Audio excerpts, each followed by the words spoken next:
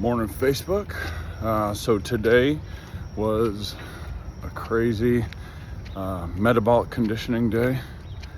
We did our 5-rep max for squats and actually hit my max today. I just started a few weeks ago, so it was one of those things where I was working up slowly to it, and I've never really been strong on my legs, but today I hit 175 on the back squat, and then I hit then we did our Metcon.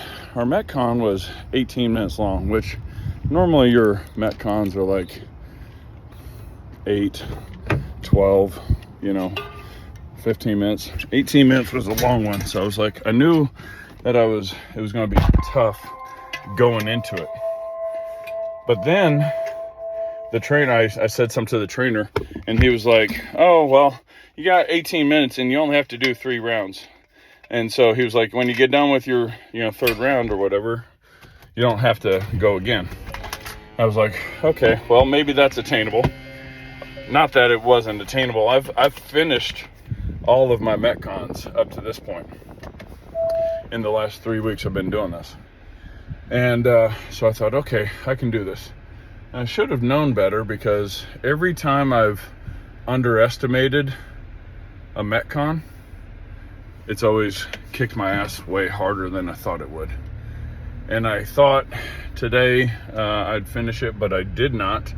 I got through, so the Metcon was basically 50 calories on the air bike, the air assault bike, which takes about 3.5 minutes. 4 minutes, 3 to 4 minutes, something like that. And for men, and then women had 40 calories.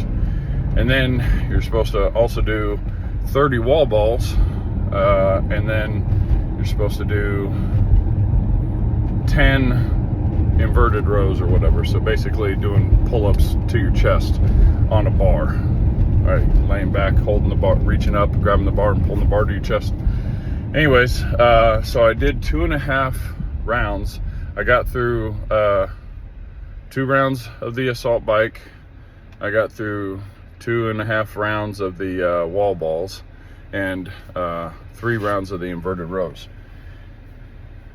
And after I got done with this, I thought, this is kind of like a metaphor for life as well. That a lot of times you'll set a goal and you'll think, oh, I'll be able to do it in X amount of time. Oh, other people did it. Like I saw this lady that got hers done, and she did it in with 8-10 minutes left on the clock. I'm pretty sure it was like 9 or 10 minutes left on the clock. So I thought, oh, okay, I'll be able to do this. Might take me 12-15 minutes, something like that. I didn't even finish. And again, it's like we might compare ourselves to other people and say, oh, well, that person, made $100,000 in, his first year or whatever. So if he can do it, I can do it. Or, hey, this person lost 100 pounds in 6-7 months. If they did it, I can do it. David Goggins did this. I can do this, whatever. And we'll compare ourselves to other people. And then we'll realize while we're going through it that, holy shit, this is tougher than I thought. And I didn't give this enough. I didn't take this seriously enough. Same thing goes for sales, It's like, okay, you start this new sales job, you see these other people, and you're like, oh, I'll be able to do it. And you don't put as much effort into it as you probably should have.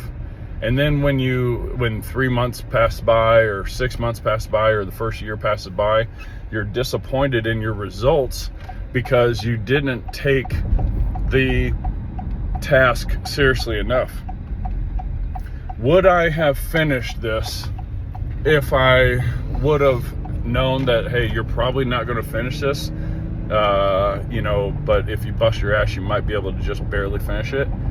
I might have gone a little bit harder on the air assault bike. I don't know. Maybe I'm making excuses because I blasted my legs on squats, but it's one of those things where, for example, when I did the wall balls, I did them in sets of 10 or 15. Like the first time I did 15, and I was like, okay. And then I was like, okay, that was a bit much. Let me do them in sets of 10, because it was 30, And had I just not taking so long during the breaks, or maybe instead of sitting down and doing the air assault bike, if I would like stood up and just cranked it out, maybe I would have finished the round and reached my goal to finish it. But I just thought that this might be a good message to give you an insight onto a mindset. Like every time I've thought, oh yeah, that's achievable, that's attainable, it won't take that much effort, I've always fallen short of the goal. Like I thought, hey, I'll be able to make 50 or 100 grand or 60 grand. Like I'm on pace to do this much, I'll easily be able to do it. And then I back off on the effort, and then I don't reach the goal. Like last month, I should have been busting on the trying to get the leads up and going. I should have been doubling down. I should have been doing something more than what I was doing. So now today I'm going to be helping Robbins Madonna's training with their calls. And instead of going into it with like, oh yeah, I'm their sales trainer, I'll be able to do this. Like, I'm going to go into that with the mindset of like, I'm going to give it my freaking all. Not only just for myself, I'm really doing this to kind of, I'm trying to get them to help them like infuse some cash into the business quickly, so they can, grow and scale and show them what's possible. And then from there, we'll be able to prove that, hey, this is what we were able to do in this time. Like if you're a sales rep looking for an opportunity, this is what I was able to accomplish in 1 month there. I wanted to be able to have that type of proven opportunity for people. So anyway, long-winded, but hopefully this is a good lesson for you, that if you underestimate the amount of effort you need to put into it, you're going to fall short of your goals. So don't underestimate it, overexert yourself.